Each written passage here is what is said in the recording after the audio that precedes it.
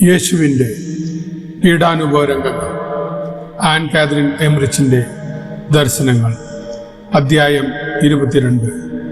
പത്രോസ് തള്ളിപ്പറയുന്നു. നീ തന്നെ പറഞ്ഞുവല്ലോ എന്ന് ഈശോ പ്രതിവചിച്ചപ്പോൾ പ്രധാന പുരോഹിതൻ കോപത്തോടെ തൻ്റെ മേലങ്കി വലിച്ചു കീറി. ആ നിമിഷം അവിടെ അട്ടഹാസവും ബഹളവും വർദ്ധിച്ചു. വിചാരണയും അതോടനുബന്ധിച്ച് നടന്ന സംഭവങ്ങളും വേദനയോടെ നിശബ്ദരായി നോക്കി നിൽക്കാൻ നിർബന്ധിതരായ പത്രോസിനും യോഹന്നാനും ഈ രംഗം അസഹനീയമായി തോന്നി. അതിനാൽ പത്രോസ് മുറിവിട്ടു പോകാൻ എഴുന്നേറ്റു. ഒപ്പം യോഹന്നാൻ പരിശുദ്ധ അമ്മയുടെ അടുക്കിലേക്ക് പോയി. മറിയം ആ സമയം മറ്റു ഭക്തസ്ത്രീകളുടെ കൂടെ മർത്തായുടെ വീട്ടിലായിരുന്നു.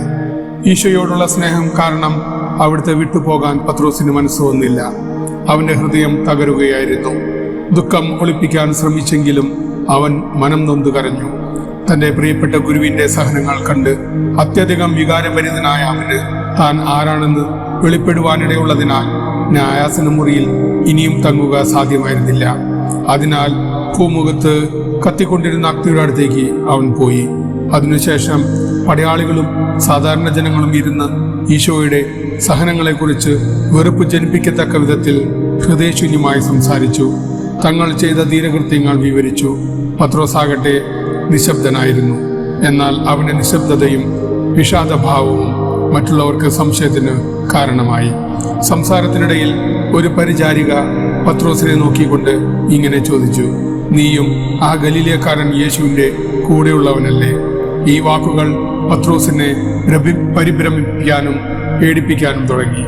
തന്റെ കൂടെ ഇരിക്കുന്ന മൃഗീയരായവരുടെ മുമ്പിൽ സത്യം തുറന്നു പറഞ്ഞാൽ സംഭവിക്കാൻ ഇരിക്കുന്നത് ഓർത്ത് അവൻ പെട്ടെന്ന്, സ്ത്രീയെ ഞാൻ അറിയുകയില്ല എന്ന് പറഞ്ഞ ശേഷം എഴുന്നേറ്റ് പൂമുഖം വിട്ടുപോയി. ആ സമയം പട്ടണത്തിന് സമീപത്ത് എവിടെയോ കോഴി കൂകുന്നത് ഞാൻ കേട്ടു. അവൻ പുറത്തേക്ക് പോകുമ്പോൾ മറ്റൊരു വേലക്കാരി അവനെ നോക്കി അവളുടെ കൂടെ ഉണ്ടായിരുന്നവരോട് പറഞ്ഞു, ഈ മനുഷ്യനും അവന്റെ കൂടെ ഉണ്ടായിരുന്നു. ഇത് കേട്ടവർ ഉടനെ അവനോട് ചോദിച്ചു, നീയും ആ മനുഷ്യന്റെ ശിഷ്യന്മാരിൽ ഒരാളല്ലേ? ഇത് കേട്ട് പത്രോസ് അധികം പരിഭ്രമിച്ചു. അവൻ തന്റെ നിഷേധം ആവർത്തിച്ചുകൊണ്ട് ഇങ്ങനെ പറഞ്ഞു, അല്ല, ആ മനുഷ്യനെ ഞാൻ അറിയുകയില്ല. അവൻ അകത്തളം വിട്ട് പുറമേയുള്ള അങ്കണത്തിൽ പ്രവേശിച്ചു. അവൻ കരയുകയായിരുന്നു. ഉത്കണ്ഠയും ദുഃഖാധിക്യവും മൂലം താൻ പറഞ്ഞ വാക്കുകളെ പറ്റി അവൻ ചിന്തിച്ചതേയില്ല. പുറമേയുള്ള അങ്കണം നിറയെ ജനമായിരുന്നു. അങ്കണത്തിൽ പ്രവേശിക്കാൻ കഴിയാത്തതിനാൽ ചിലർ ഭിത്തിയുടെ മുകളിൽ കയറിയിരുന്ന് അകത്തു നടക്കുന്ന കാര്യങ്ങൾ ശ്രദ്ധിച്ചുകൊണ്ടിരുന്നു. ശിഷ്യന്മാരിൽ ചിലരും അവിടെ സന്നിഹിതരായിരുന്നു. ഈശോയെ കുറിച്ചുള്ള അവരുടെ ഉത്കണ്ഠ മൂലം ഹിന്നോം ഗുഹകളിൽ ഒളിച്ചിരിക്കാൻ അവർക്ക് മനസ്സ് വന്നില്ല. അവർ പത്രോസിന്റെ അടുത്തേക്ക് വന്ന് തങ്ങളുടെ പ്രിയപ്പെട്ട ഗുരുവിനെ കുറിച്ച് കണ്ണീരോടെ അന്വേഷിച്ചു. താൻ ആരാണെന്ന് വെളിപ്പെട്ടേക്കുമോ എന്ന ഭീതി മൂലം അവിടെ നിൽക്കുന്നത് അപകടകരമാണെന്നും സ്ഥലം വിടുന്നതാണ് നല്ലതെന്നും ചുരുക്കത്തിൽ അവരോട് പറഞ്ഞ ശേഷം അവൻ തൽക്ഷണം അവരെ വിട്ടുപോയി. അങ്കണം വിട്ട് പുറത്തു പോകാൻ മറ്റുള്ളവർ ശ്രമിക്കുമ്പോൾ തന്റെ ദുഃഖത്തിൽ പത്രോസ് മുഴുകി.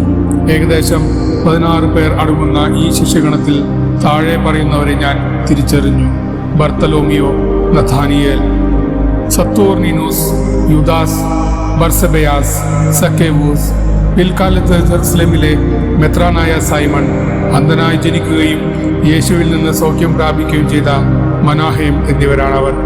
പത്രോസിന് ഒരിടത്തും ശാന്തമായിരിക്കുവാൻ കഴിഞ്ഞില്ല. ഈശോയോടുള്ള സ്നേഹം വീണ്ടും അകത്തളത്തിലേക്ക് തിരിച്ചു പോകാൻ അവനെ പ്രേരിപ്പിച്ചു. അവിടെ പ്രവേശിക്കുവാൻ അവന് സാധിക്കുമായിരുന്നു.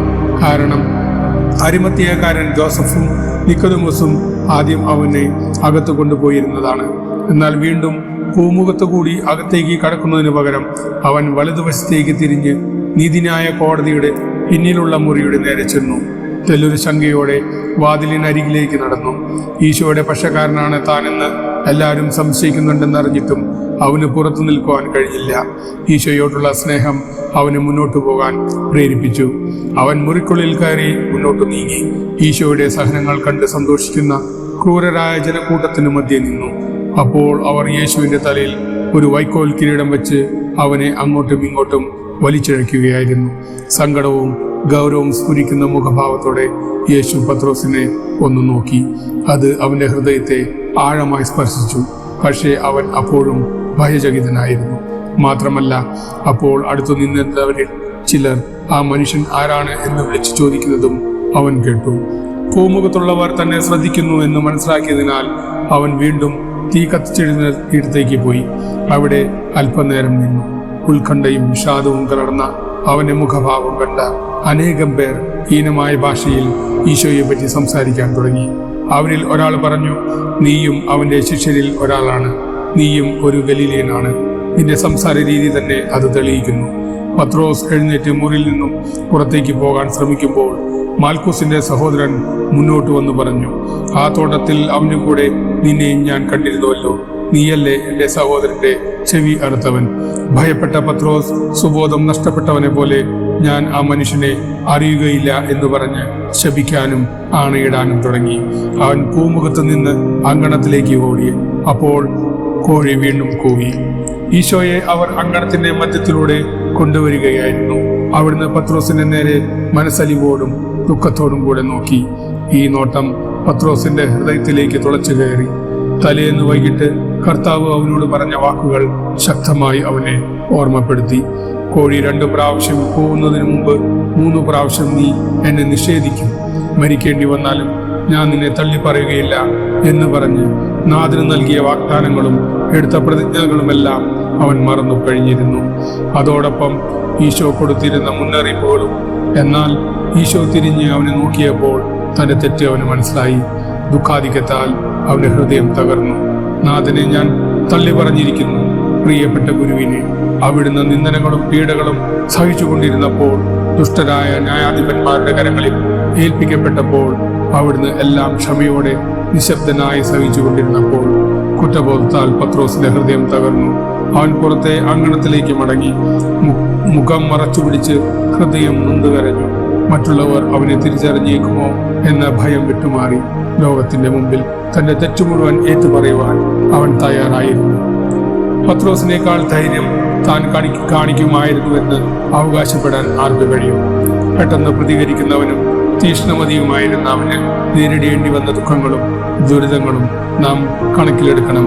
ആ ദുഃഖരാത്രിയിലെ സഹനങ്ങളാൽ പരിശീലിതനും ഭയത്തിന്റെയും ദുഃഖത്തിനുമിടയിൽ മനസ്സിന്റെ സന്തുലിതാവസ്ഥ നഷ്ടപ്പെട്ടവനുമായിരുന്നു. കർത്താവ് പത്രോസിനെ സ്വന്തം ശക്തിക്ക് വിട്ടുകൊടുത്തു. പ്രലോഭനത്തിൽ ഉൾപ്പെടാതിരിക്കാൻ നിങ്ങൾ ഉണർന്നിരുന്നു പ്രാർത്ഥിക്കുവിൻ.